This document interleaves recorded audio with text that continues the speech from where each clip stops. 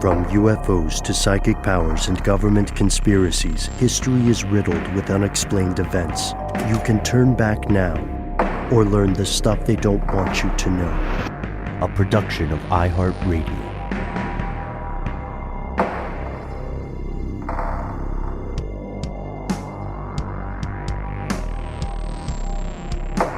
Hello, welcome back to the show. My name is Matt. My name is Noel. They call me Ben. We are joined, as always, with our super producer, Paul Mission Control Decant. Most importantly, you are here, and that makes this stuff they don't want you to know.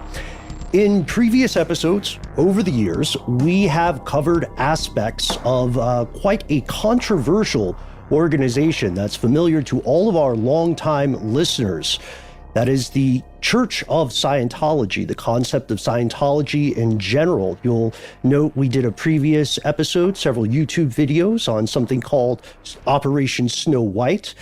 We've also delved into similar waters in the past, but today we are immensely fortunate to be speaking with someone who has extensive firsthand experience. As we always say, we like to go to primary sources when possible. And that is why today we are, I'll say it, we are over the moon to speak with Mike Rinder, former senior Scientology executive, as well as the co-creator of the new podcast, Scientology Fair Game. Mike, thanks so much for hopping on the show with us today. Oh, you're very welcome, guys. I'm really happy to be here. As one of my friends said, this is 4 white males all in one location. Right. And she said, yes, but they're good white males. So, oh, okay, that's very sweet. I think I know who you're talking about, and technically, we're if you look at the 4 of us in aggregate, we're mostly white. But splitting hairs aside, Mike, this podcast is doing some tremendous work in terms of clarifying questions people outside of the organization have had, correcting some myths, and giving an inside look into Scientology that many people would not have otherwise had the chance to experience or learn about. So one of our first questions for today is, it's a little bit of a loaded question, perhaps. What was your inspiration for the creation of Scientology Fair Game? And could you tell us a little bit about how it came about? Sure. Really, the inspiration was COVID-19.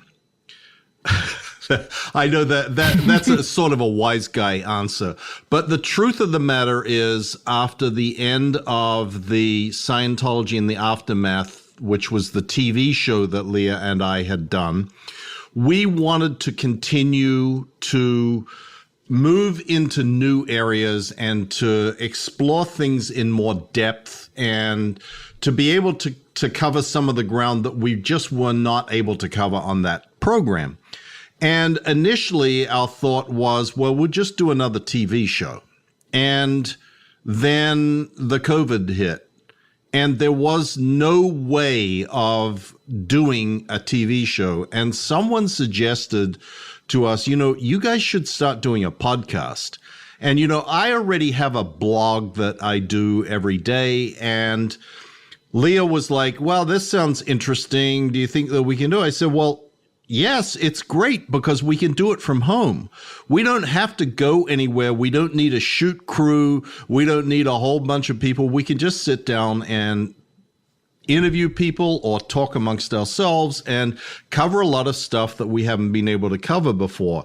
So I guess it's not an incorrect answer to say that it was the pandemic that was the inspiration, but it really is simply our desire to keep chipping away at this monolithic monstrosity that is Scientology by providing more and more information in whatever forum we can. And this is a great one. We're thoroughly enjoying doing this podcast. I have a terrific time because we get to chat with people and there's sort of no no real restrictions or limitations. You don't have, oh, we've got to get in 6 minutes before the next ad spot, and we've got to, it has to be a 43-minute program that, like broadcast television, has got a lot more things that people don't even realize who haven't ever done it. Oh, for sure.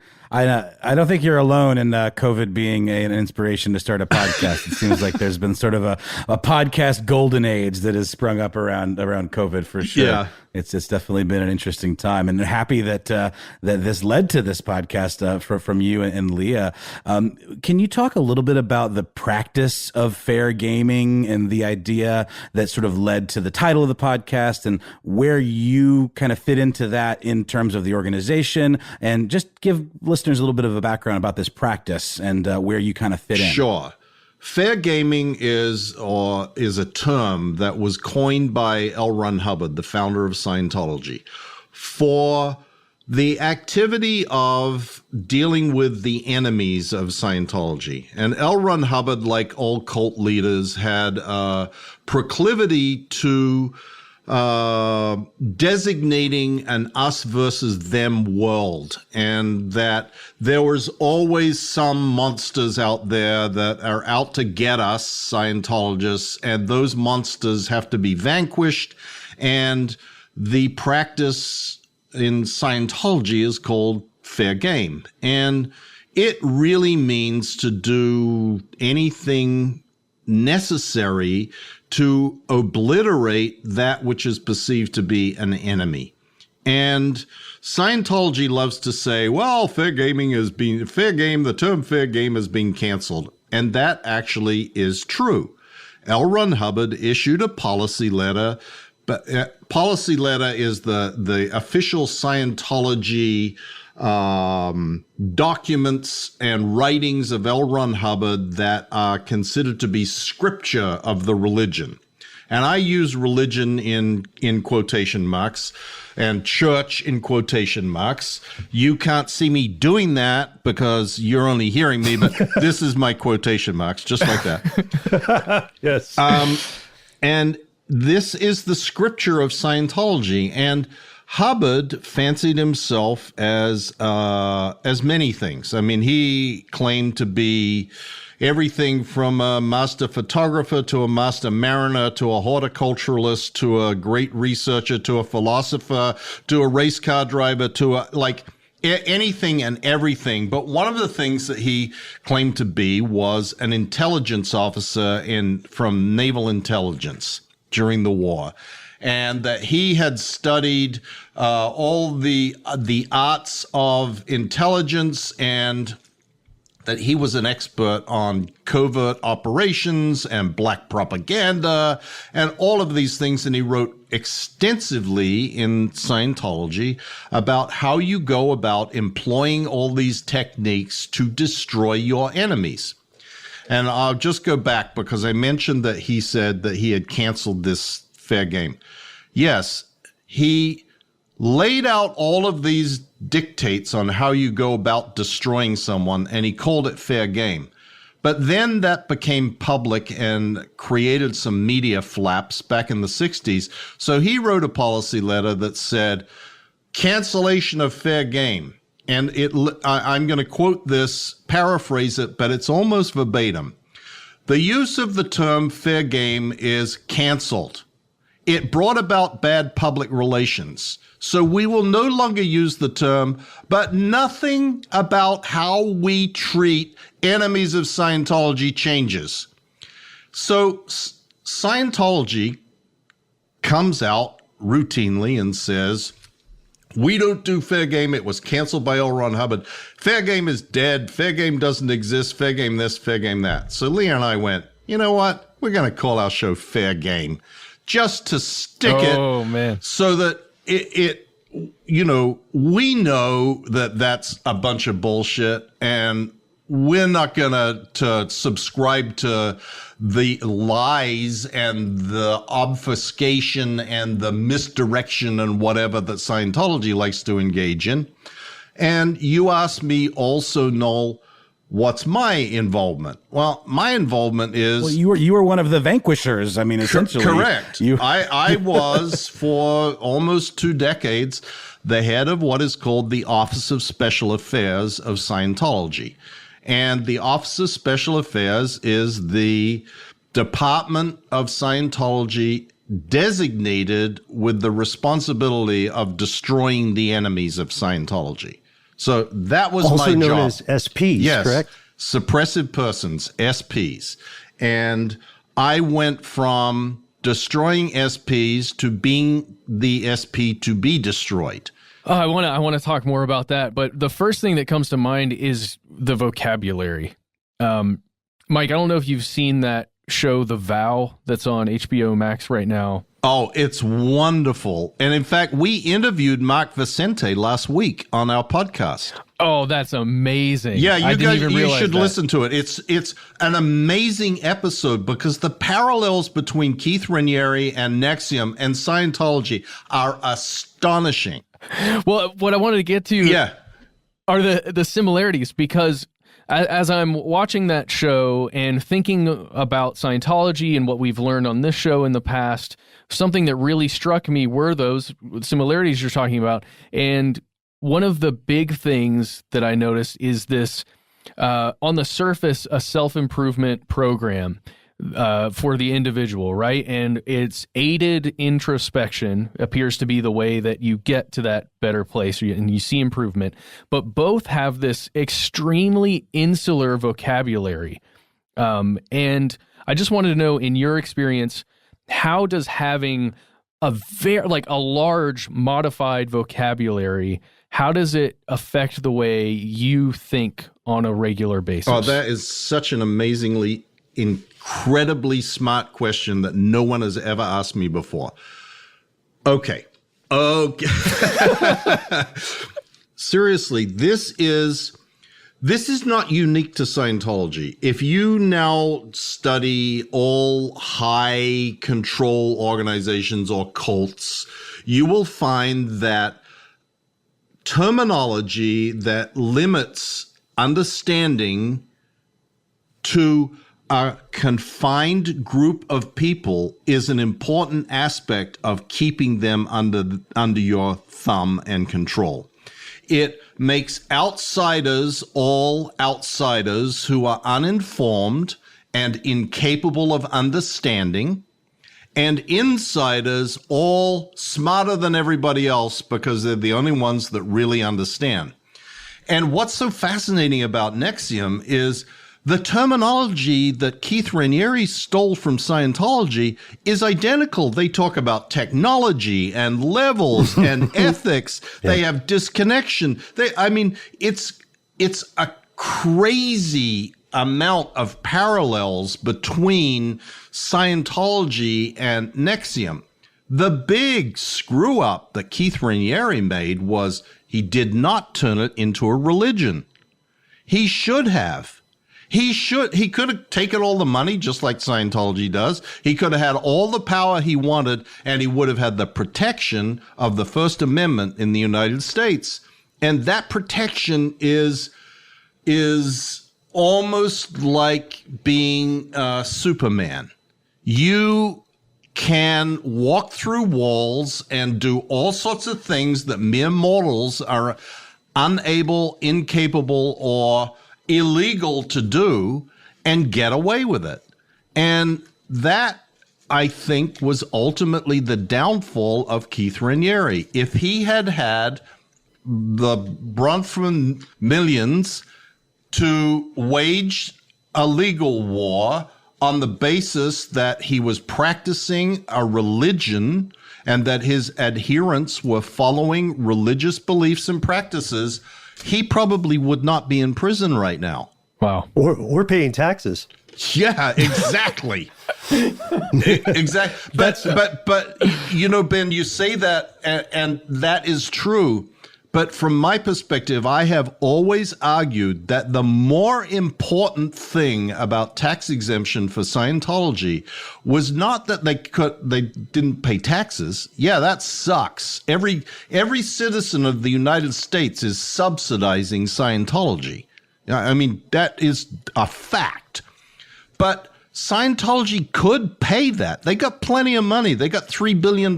They could pay taxes. More importantly, two things. One, with religious status from the IRS comes no government oversight.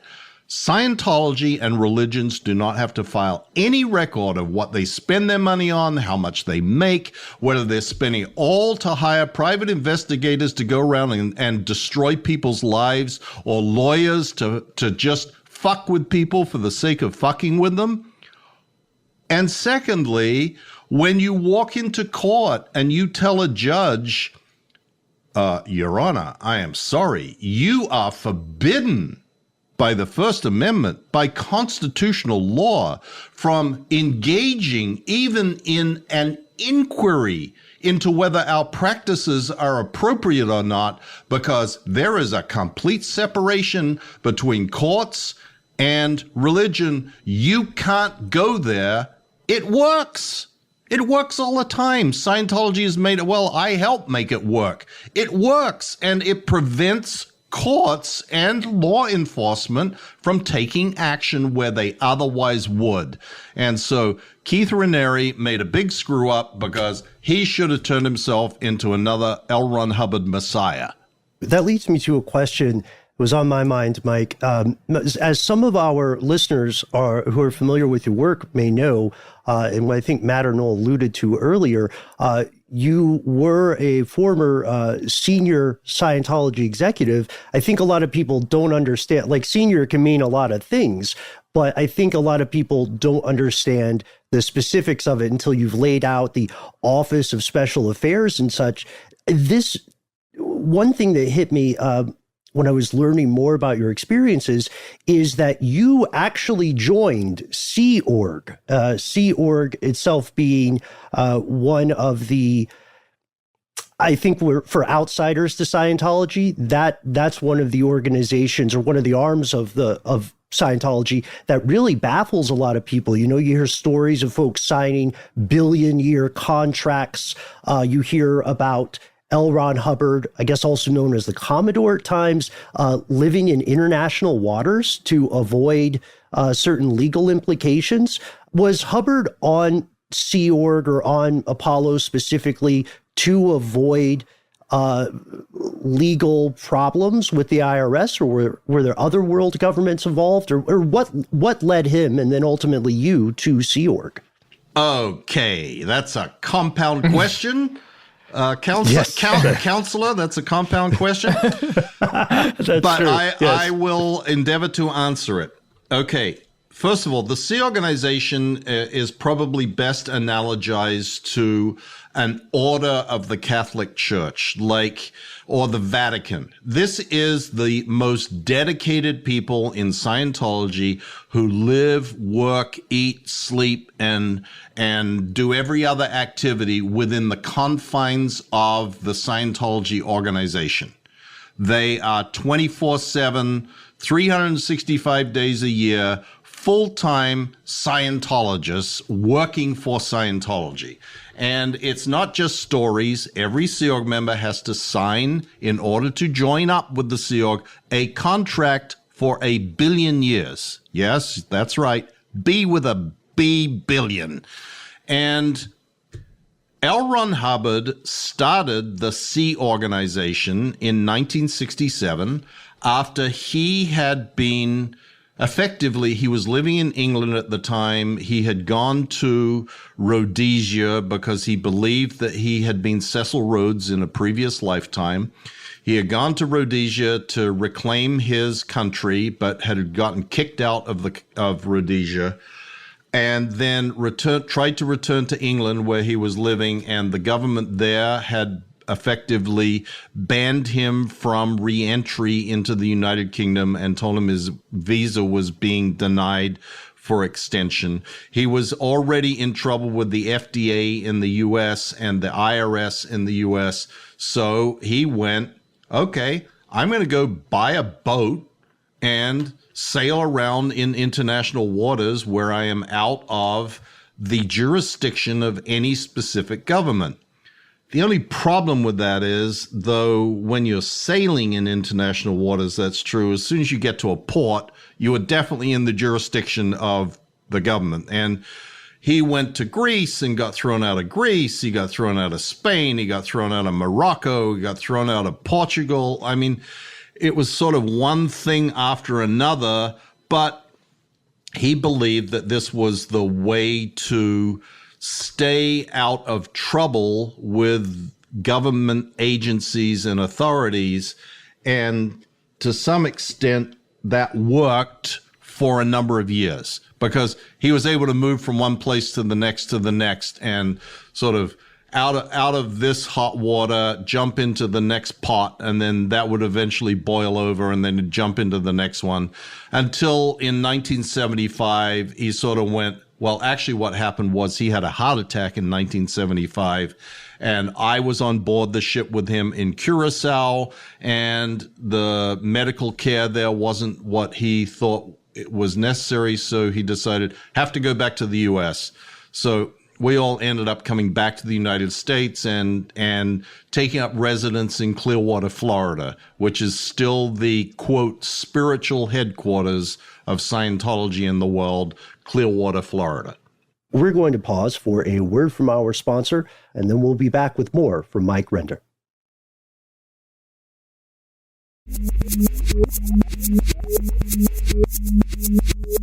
And we're back with our conversation with Mike Rinder, formerly of the Church of Scientology.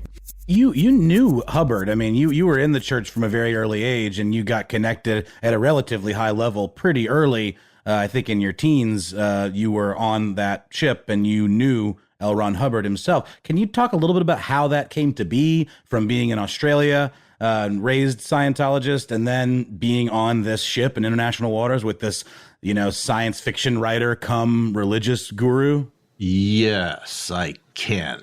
Okay. No. Oh. No.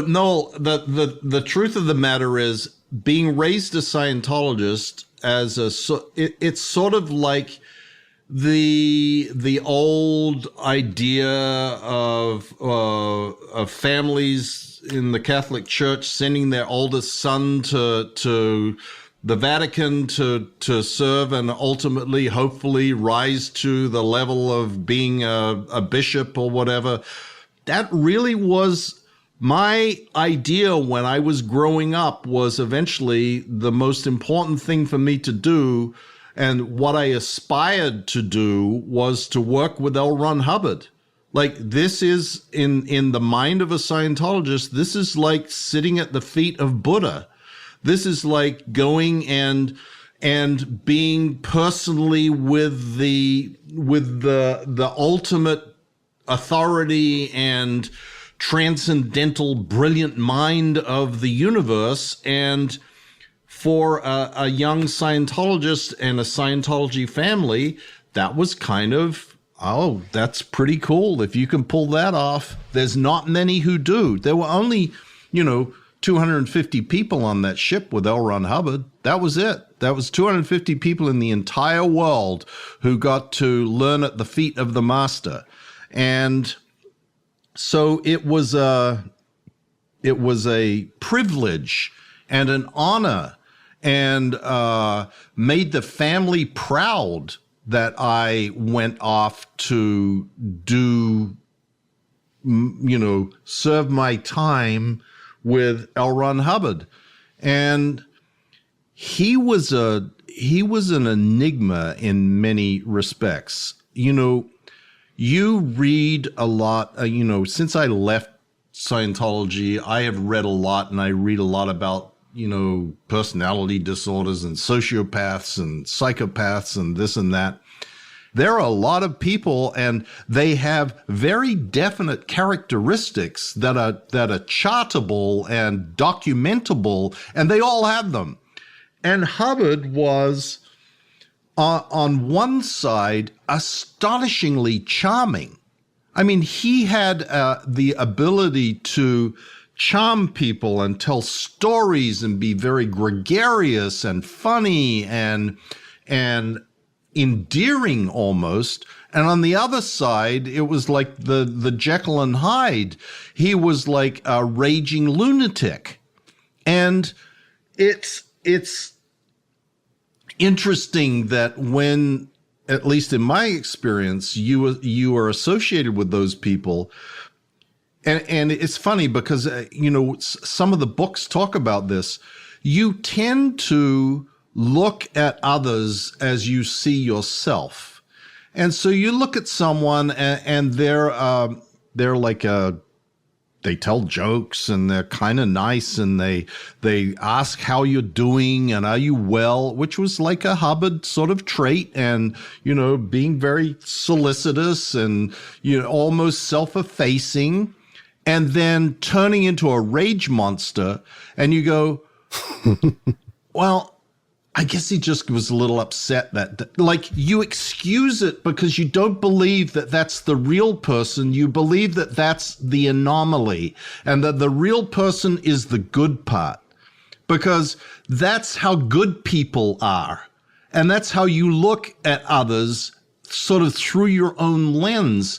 And it takes quite a lot, particularly when you've been raised to believe that someone is like the guru and has the answers to everything in life and has discovered things that nobody in the history of the universe has discovered before, to shake off the idea that that the bad that you are seeing is really bad, and that it's not just an anomaly. And so, like I said, Hubbard was an enigma.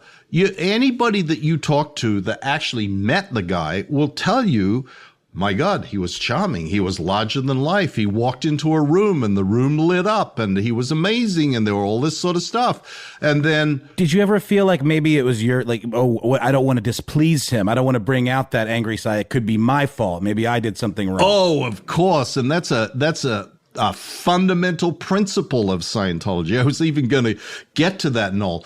A fundamental principle, and Hubbard was a genius in developing a lot of the things that he did in Scientology, because the idea in Scientology is that you are responsible for everything about your state of being. And if good things happen to you, it's because you're good. But if bad shit happens to you, it's good things happen to you, it's because Scientology taught you how to experience the good. If bad stuff happens to you, it's because of your own evil transgressions, violations of the mores of the group. And if you look inside your own head and figure out what it is that you have done that has caused this bad shit to happen to you, it will all resolve. So you look and you go, oh my God, the old man he's really pissed. He's upset at me. What did I do? How did I cause that to happen? And that is probably the biggest trap of Scientology. You look around, because David Miscavige has a lot less redeeming qualities than L. Ron Hubbard. He's got a lot more bad traits and a lot less sort of charismatic, nice things that you could say about him. And you look around, you go, but there's people there that have been there for 20 years and he's beating them and he's abusing them. He spits on them. He calls them names. He curses them out. He has them dig shit out of the toilets, et cetera, et cetera. Why do they put up with it? The reason they put up with it is because they have been indoctrinated to believe, because they're somehow bad and they haven't discovered what their evil is yet. But if they keep working at it, they'll get there. Right. They're being punished for a reason. You said something. You said two really interesting things previously, Mike, where you said you alluded to something called the prison of the mind for people who are practicing Scientology. And then you had also said, and I won't do a compound question this time, promise. You had also said that that David Miscavige in particular seemed kind of like an anomalous nutcase until you read a book called The Sociopath Next Door. Was that the correct one? Yes. Brilliant book by Martha Stout, Dr. Martha Stout. Yeah. And from what we understand about the good and the bad of Scientology, the idea is that one should be able to control one's emotions. So isn't that kind of a contradiction that he would be so filled with rage? It's a complete contradiction. And it's a contradiction for another reason. And there is tons and tons and tons of contradictions in Scientology. You don't see them until you get out. But think about this, what I just told you about the idea that when something bad has happened to you, it's because of your evil doing for everybody except the guy at the top. For the guy at the top, his upset or bad stuff happening to him is because everybody else is doing bad stuff to him. For everybody underneath, what's bad stuff happening to them is because of what they did. When it comes to David Miscavige or L. Ron Hubbard, no, that rule suddenly goes out the window. That rule becomes David Miscavige is being abused by his subordinates. Oh. They are seeking to upset him. They are destroying him. And they must look inside their hearts and their minds to figure out why they are seeking to destroy this great man. And that was the same with L. Ron Hubbard. And you're exactly right, Ben. The idea that you fly off into rage and start beating the crap out of people is the example of the pinnacle of the Scientology world, that this would be like, the Dalai Lama, the stories start coming out about the Dalai Lama that, he's got a sword set in his place over there. And when someone displeases him, he chops their fingers off. It's just, it doesn't match up with what is presented to the world that Scientology teaches you and processes you, if you pay enough money, to eradicate irrational, misemotional responses to the stimuli of the world. And it's a huge contradiction, absolutely. We're going to take a quick break here, and we'll be back very shortly.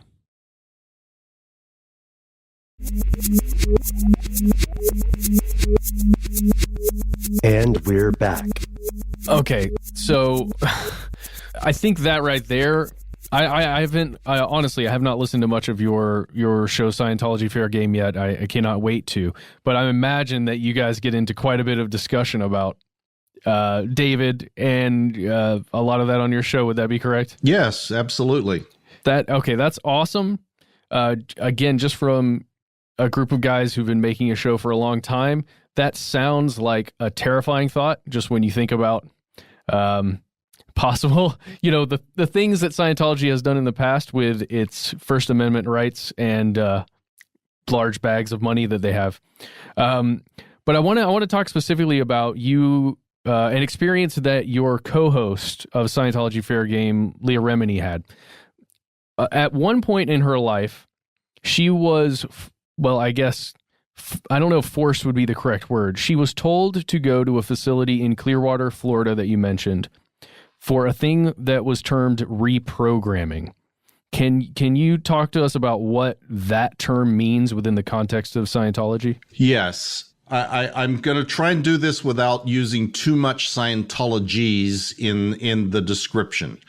But Leah made the mistake of questioning the judgment and activities of Tom Cruise and David Miscavige. And for that is a mortal sin in the world of Scientology. She was told that she must go to the facility in Clearwater at her own expense, and it ultimately cost her $300,000. Yes, $300,000 to receive this Scientology auditing. And auditing in Scientology is what the term that is used to describe Scientology counseling, and it is done with this like little e-meter that's sort of like a little lie detector. You hold these two cans and it registers, and the person that's doing on the other side sort of goes, oh, you've got this, or, tell me about that, or whatever. Yeah, I want to know. And it was to get her to effectively admit that every critical thought, every criticism that she had was stemmed from something that she had done. And it's exactly what I was telling you before. This is a very, very, very fundamental concept in Scientology. It's not just if bad stuff happens to you. If you talk shit about someone, it's because you've done bad things to them. So it's the idea that you're critical of someone because you have done something to hurt them or harm them in some way. So now are seeking to make less of them so that you can make it seem that what you are doing and saying is correct. It's that the problem with it is, and this is the problem with a lot of Scientology, there is some fundamental truth to these things. There is some kernel of truth. There is not a lot in Scientology that is just sheer bullshit. There is a lot that is take a thing and turn it into something with a twisted logic that changes actually what it started out being into something that is almost diametrically opposed. And you see that in the vow too. You see how Ranieri managed to twist things that had some fundamental concept or idea in it, like living up to your word, and turned that into being a slave. Now, how you get from one to the other is kind of astonishing, but he managed to convince plenty of people to do it, to the point where they were calling up and asking, am I allowed to eat another 13 calories, master? That is crazy. But just like Scientology, there was some fundamental principle that you could agree with, or a truth that you could agree with, that then gets built upon and sort of interpreted and twisted. And that's what happens with these concepts in Scientology. And that's what Leah was doing there for all that time, was until she had found something that explained every single critical thought or comment she had made, she was not free to go. This hits on another thing that's been often talked about, again, from outside reports and often from former members of the organization, which is the idea of essentially being held against one's will, being allowed to go. It makes me think specifically of the news that we hear every so often about David Miscavige's spouse, who has been out of the public eye for quite a long time. Mike, is it true that this organization has or does hold people against their will, or is it more of like an emotional peer pressure? Okay. Yes, this organization does hold people against their will. They can be forcibly held and restrained and prevented from leaving. And I have seen that happen, and it is certain, or people locked in a room and not let out, that sort of stuff. But that's not really what the problem is. The problem is people being held based on their will, because their will has been bent, and they believe that what they are doing is ultimately going to be their salvation. And Larry Wright, in his brilliant book, Going Clear, that he subtitled Scientology and the Prison of Belief, because that's what it is. This is the Stockholm Syndrome. This is the idea that you can change someone's thinking to the point where they believe that staying is best for them, even if staying means being locked in a room and sleeping on the floor and being tortured every day and, like crazy stuff. But this is not limited to Scientology either. Look at the people that were at Jonestown. Look at the people that are in fundamentalist Mormon, Warren Jeffs, turning their kids over to some weirdo pervert to become their sex slaves. I mean, this is a concept that is very, very difficult to persuade anybody to act upon. And what I mean by that is, so often you see people seeking justice for what has been done to them, and courts and law enforcement don't recognize that twisting someone's mind is just as damaging and intrusive and inappropriate than twisting their arm. But because it's not a physical, there's no physical assault, and the law is about assault and battery, there's no law about assault and battery of the mind. And so a lot of this stuff goes and courts don't know what to do with it. Do they believe that someone was brainwashed?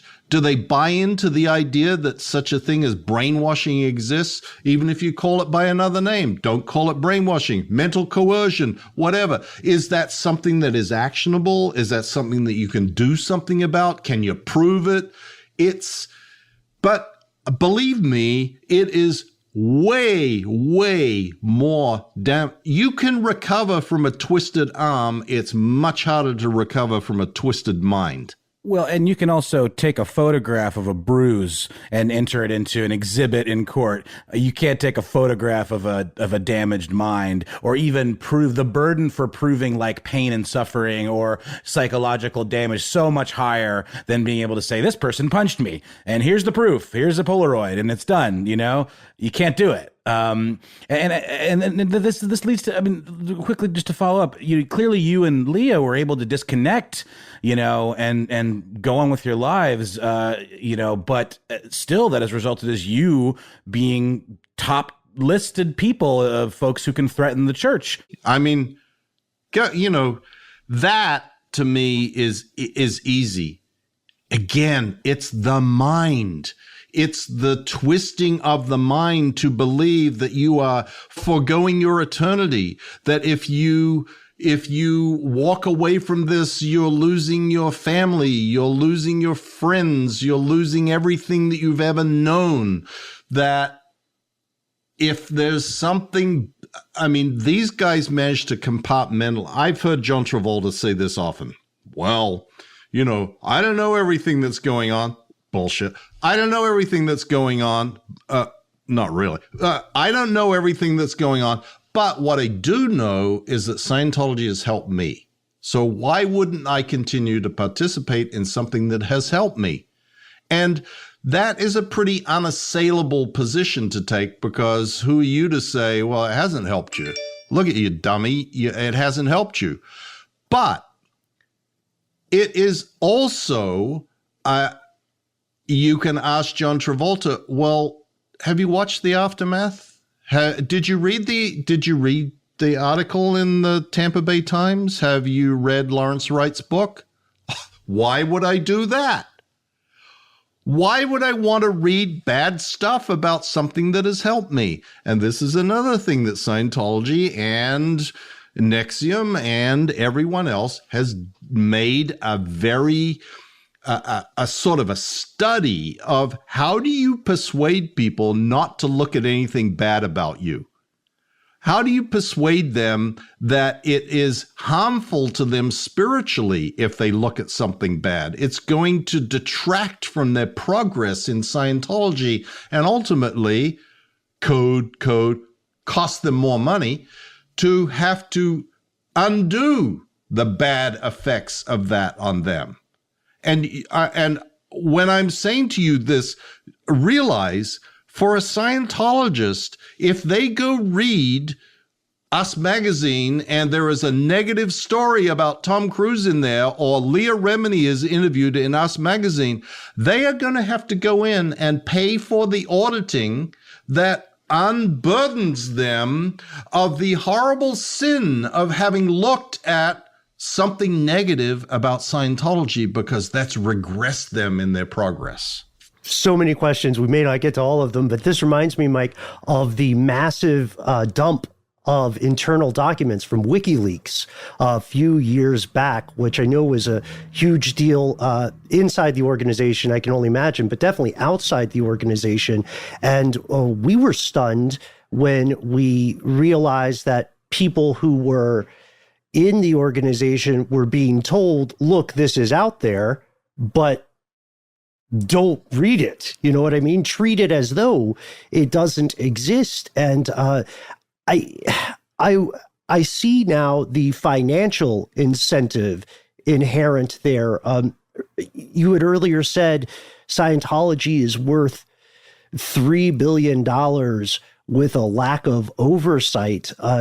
Do people ever reach a point in the organization? Do they progress to a point where they're no longer being asked to pay money for audits or anything like that? I wish everybody could see my face right now. No, we'll make this the YouTube clip. This can be the YouTube clip. That's a GIF. But I mean, seriously. No. You can reach the very top of the Scientology bridge to total freedom and then be told, oh, sorry, we found something new. You need to go back and start over.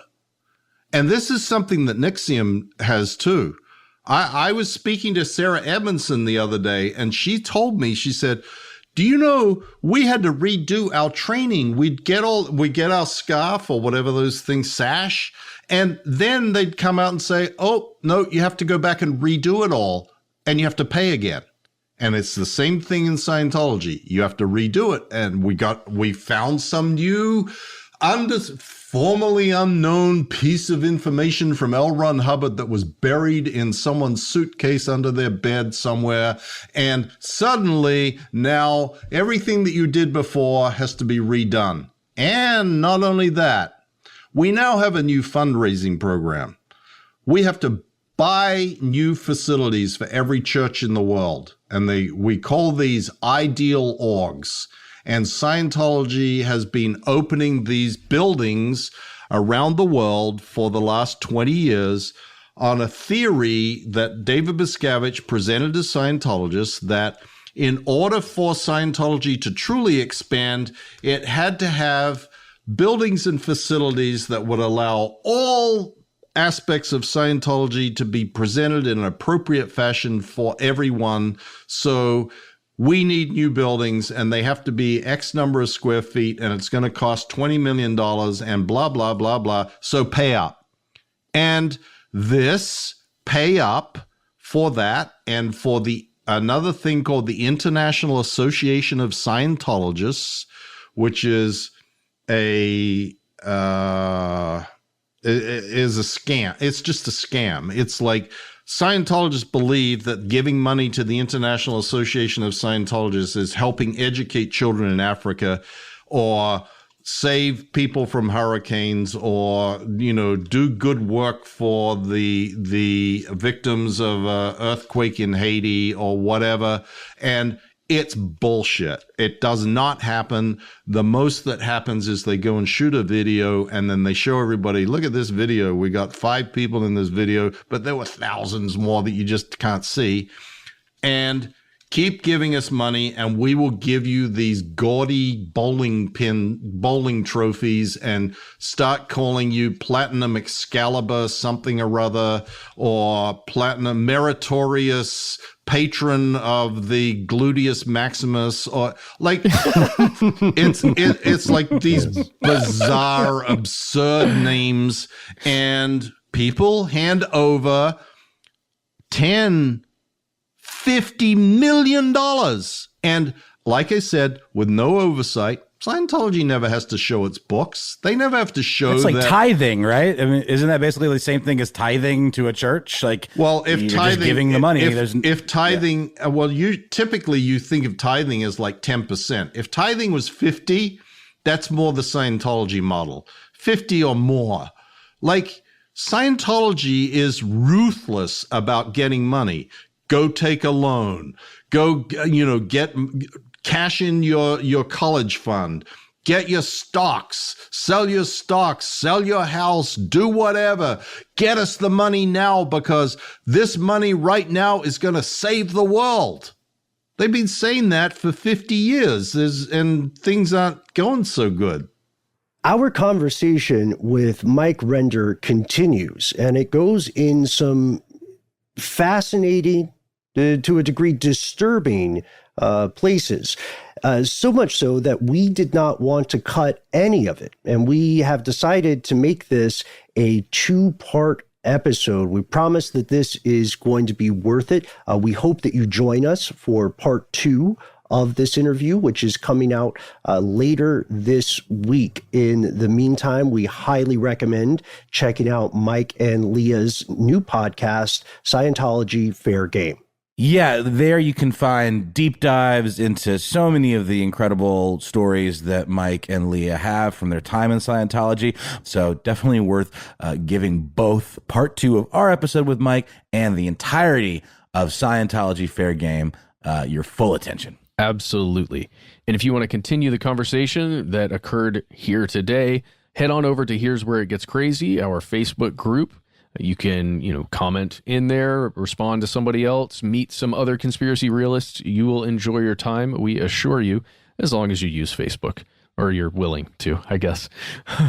Or you can find us on Twitter, where we are also Conspiracy Stuff, or Instagram, where we're Conspiracy Stuff Show. Visit us on YouTube while you're on the internet if you want to see our excerpts from our recent episodes, or if you want to see our original deep cut things that are intros to rabbit holes galore, including a piece on Operation Snow White, which we may mention a little more in depth in our interview.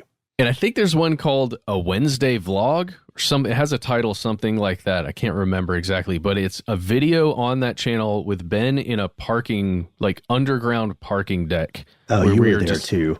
We're discussing Scientology, and I can't recall exactly what it is, but find it. Oh yeah, those are the days when we were literally sneaking around the office, filming wherever we could. And you can also, if you feel so inclined, leave us a review on Apple Podcast or iTunes. It makes a big difference every time that there is a 5-star review. Our boss calls us and says that I am 1 week further away from being fired. Yeah, and an angel gets its wings. And my son says, "Good job, Dad. I love you."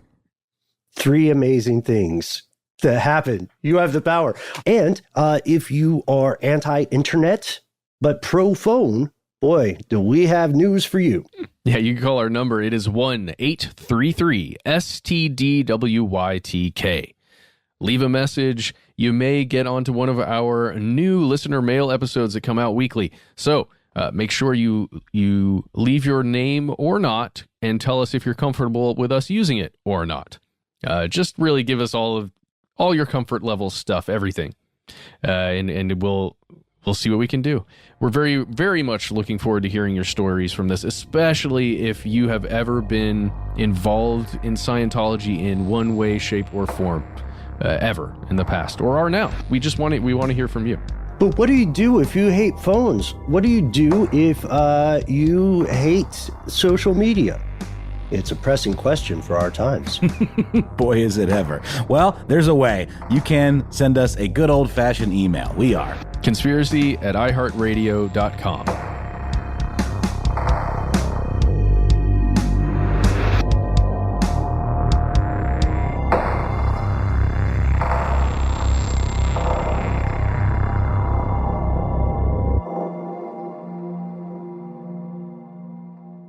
Stuff They Don't Want You to Know is a production of iHeartRadio. For more podcasts from iHeartRadio, visit the iHeartRadio app, Apple Podcasts, or wherever you listen to your favorite shows.